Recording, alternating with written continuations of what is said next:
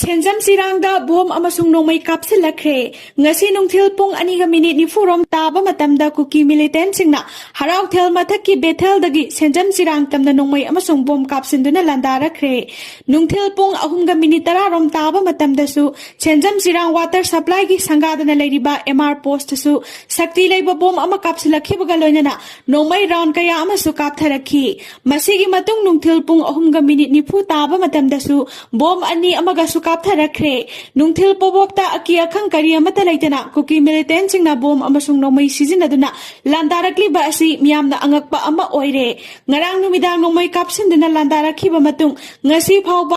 makhoibu takthoktraba thabak amata lengakna paikhatana leiriba sisu pena khidre laloi phaida kuki singna don thinduna harauba phongdokre Manipur da thokliba sahi ama helaklaba kangrup anigi lana sina khwaidagi sohanba mafam ama oiriba sugunu kendra asisu ama oiri adubu kendra sigi miyamgi mihut oiriba MLA K Ranjitna yamna toina masama kendra sida laktuna miyamgi awat apana singba yengsinbagi thabak sathari hairi sugunugi khunja singdagi fangba pawgi matung ina handaktasu MLA K Ranjitna sugunu da laktuna yumthong khudingda sangduna awat apa kari leiri miyamgi damakta mahak leiri haiba wafam phongdok piram gidamak MLA bu ngamkhai leitana thagatpa phongdorakli aduba hojik fawba sugunu serongna sing kuki khul singa naknana leiba khunja singdi kuki terrorist singna kari torakadage khanbada ahing tumpham safam khangdana yamna section leiri hairi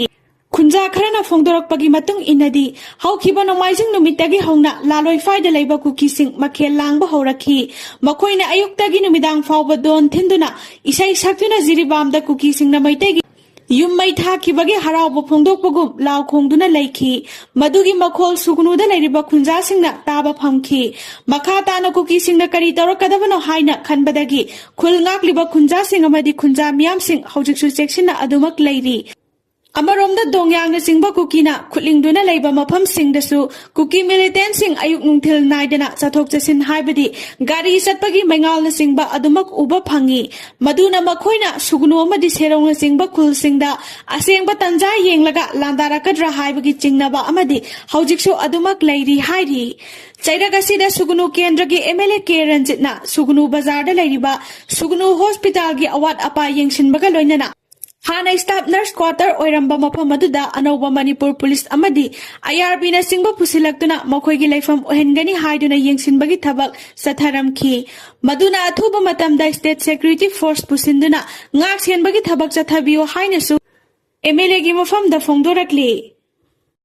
Kuki singna kauriba total shutdown asi rongmei naga taba mafam singda chtnaroi Kuki civil organization singna tha sigi taragi ahing nongyai National Highway 37 Imphal Jiribam lambi da sathariba pung kunmari gi total shutdown asi rongmei naga taba mafam singdadi chtnaroi haina rongmei naga students organization Manipur RNSOM na phongdorakli RNSOM gi cherol aduna makha taraduna hai Kuki NP Southwest Sadar Hills Kuki Students Organization Southwest Sadar Hills amasung Kuki Women Union Motam region na National Highway Imphal Jiribam lambi gi kukina masing hena taba mafam singda total shutdown lauthokibani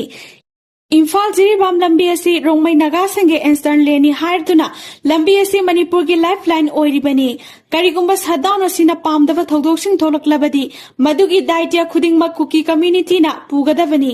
lamasi lamhen tuhenba sing organization sing natraga lanai mioi amatagi terrorism gi thabak chathabai yaroi haikibaga loinana chief minister gi security personnel sing da kuki militant sing na sathakiba ambush adubu akanba moongda condemn tarakli koutruk khulda bom amadi nongmei kapsilakre Harau thel yangdong paring da leiba kuki gi bunker sing lengak na lokthok piu khunja sing ngarang numidang pung 13:30 rom taba matamda Imphal West district ki manung chana leiriba koutruk maitai khulda kuki militant singna Bethel amadi Harau Thel Sports University gi mathak thangbada leiriba kuki militant sing gi bunker sing dagi angakpa moongda nongmai amadi bom kaptharaktuna landasinlakle loinana matam kya gi mamang dagi koutruk ka thangnana leiriba Harau Thel sing gi yangdong paring da sariba kuki militant sing gi bunker si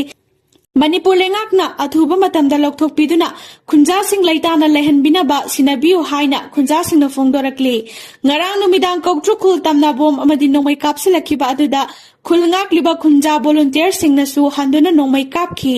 nongyai matung pung 12 minute kun rom taba matamda makhatana kuki militant singna bom ahum thangna kaptharakhi makhatana nongmai round kaya amasu kaptharakhi adubu khunja singda asok apandi amata yaukhide nongyai matung pung 12 minute kun rom taba matamdasu Assam Rifles ke kangpuna searchlight na singba kapkhalakhi masigi matungda nongmai kapa pungkhai amarom lepluraba matungda makhata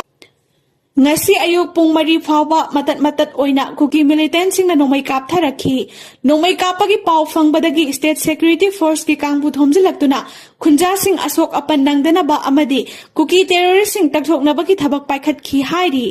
pawasina hai nongmai amasung bom kapsilakpa aduda koutruk khulgi khunja singdi lobukta thoktuna lauri makhada pakthaduna leiba amadi saphagadaba maphamda khunja sing tasinduna leibagi thabak chathakhi oiriba phibamasi harauthel singi yangdong paring asida kuki militant singna bunker kaya ama pareng sana saduna makhoigi asauba kem ama oiduna leire gari kaya nubidang amasung nungthilgi matamda thoujinduna khusu khulai kaya pusinbagi thabak chathare maramaduna athuba matamda manipur lengakna security force thajinduna mafam asidagi kuki militant sing taktokpiu amadi bunker sing sidokpiu madu natrabadi khunja sing leitana leiba ngamlaroi hairi